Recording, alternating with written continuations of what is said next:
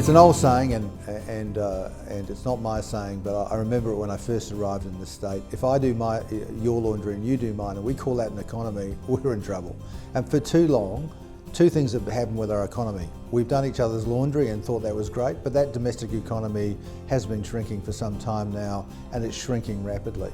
On the flip side, we've assumed there'll be a magic bullet. We assume something will come and save us. We're a very, very broad-based economy. We've got to celebrate the broadness of the base of our economy. And at the moment, one of our great challenges is only about 4% of businesses in this state have an export market. And we simply can't survive on that. We simply do not have a domestic market that will give us the growth we need for jobs.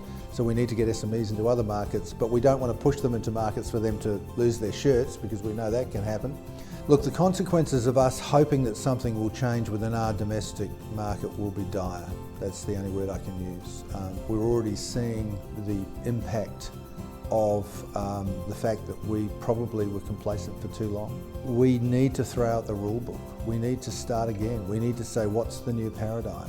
Now, that's not throwing out the baby with the bathwater. We do some great things. Some of the manufacturers in this town who do well are fantastic at what they do, but we just don't have enough of them. So it is urgent, and it's really urgent that we collaborate with things like the Impact Awards to show there is a way that's different that you can take, to give people confidence.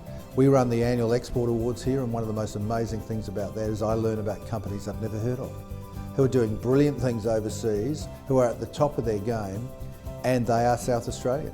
And you sit there going, wow, this is fantastic.